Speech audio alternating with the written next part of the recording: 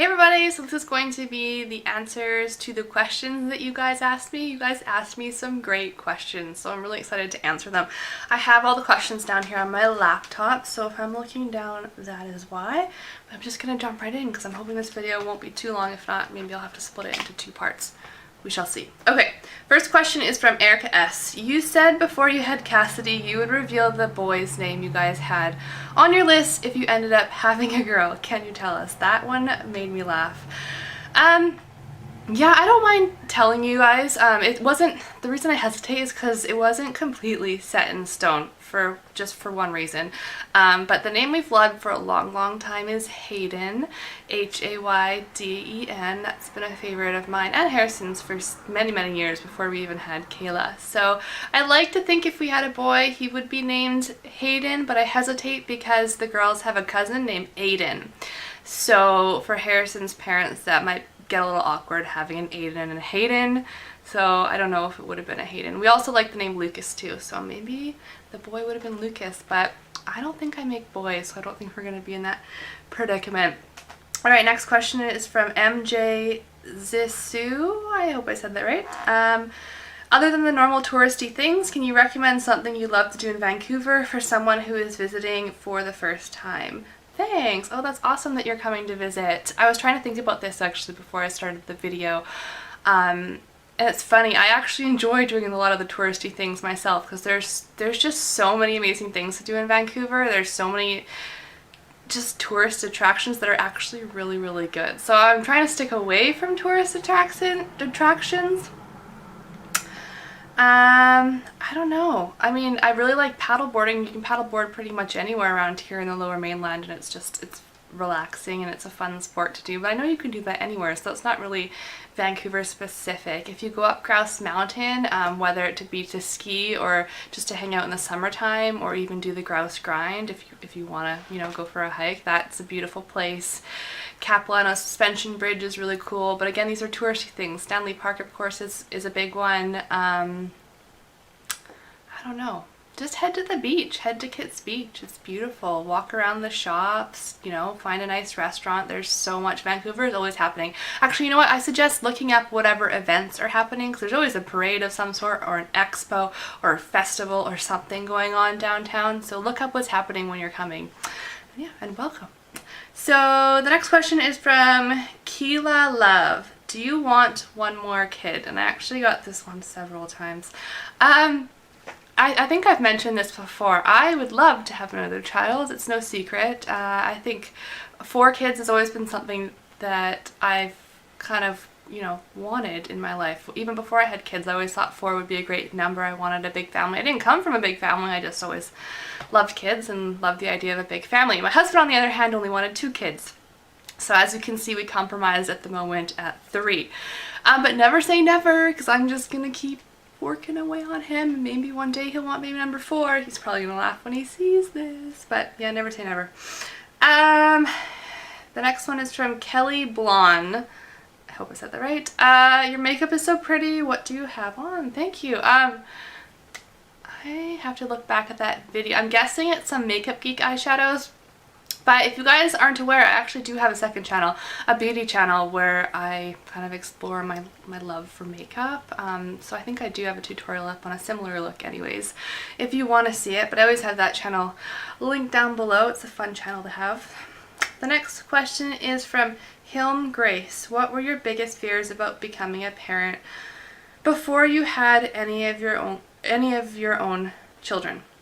That's a good question, and I actually really had to think about this one before I started the video.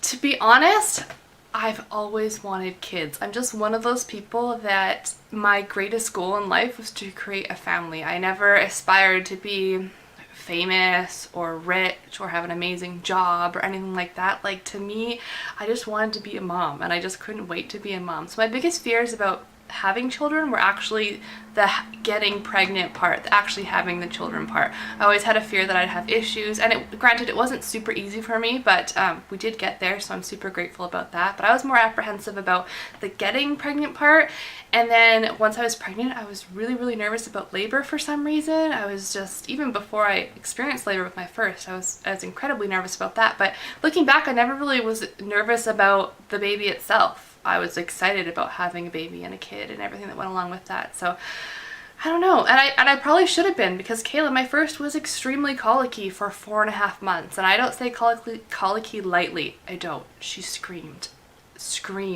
day and night.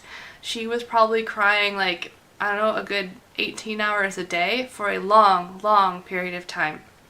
So I probably should have been a little bit more concerned than I was going into it, but I wasn't. I was excited to be a mom. Marie Ramirez, please make vlogs of what you eat to lose weight, your routine of diet and exercise, please. I actually addressed some of this in my weight loss vlogs. I do one every month. In the past couple months, I've added in either my favorite breakfast or my favorite lunch. I always touch on what exercise I'm doing, whether it be programs or just things I'm doing myself. So definitely check those out. I do mention it. I'm planning to do somewhat of a workouts favorites videos, just products I've been using or things that I've been loving as far as exercise goes. Look out for that. That is in the works at some point. And my food, I also touch on that in Day in the Life, so I'll often, show you a clip of what I'm eating that day if you're curious. Alicia Catherine, if you had a boy, what would you name him? If you had a girl, what would you name her? I already said the boy thing. And the girl thing, honestly, after naming 3 girls, it's really tough. So we didn't really have another girl's name lined up. There are a couple names that we like that we're not using for certain reasons. One of them is the name Lily. I always thought that Riley would be Lily, but that someone that I knew in my personal life had a daughter and named her Lily, so that was kind of off the table. And same for the name Haley. I've always loved that name, but can't use that for other reasons. And what's the other one? The name Kylie. I always wanted, if I had twins, Kayla would have been Kayla and Kylie. Riley would have been Kylie instead of Riley. But then when I had Riley, I felt like Kylie was too close to Kayla. Kayla and Kylie, I felt like that was too much. So, yeah. I really like that name, though. I don't know. Mary Beth Lowe. You probably covered it in another video, but I was curious how you found out you had celiac disease, what were your symptoms, and how long do you think you had it before you were diagnosed? Yes, I've covered it at some point a while back, but I can cover it briefly here.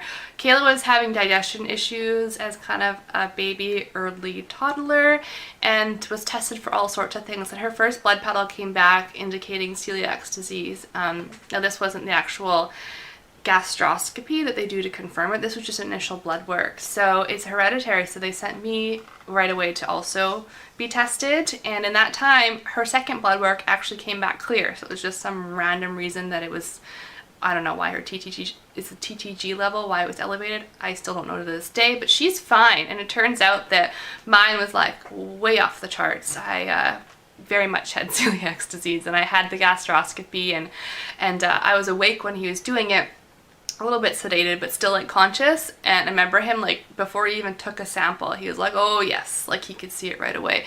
I think I've had it since, I'm guessing, the age of 8 years old or so. I had huge stomach pain issues and digestion problems from that age on, to the point that I'd be in tears, just sobbing. My mom took me to the emergency room several times, to the doctor countless times, and they never figured out what was wrong with me.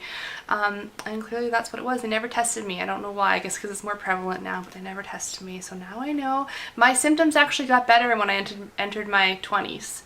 So I wasn't having many symptoms by the time I found out. It would happen every couple months or so. I'd get really bad pain, but not like it was when I was younger.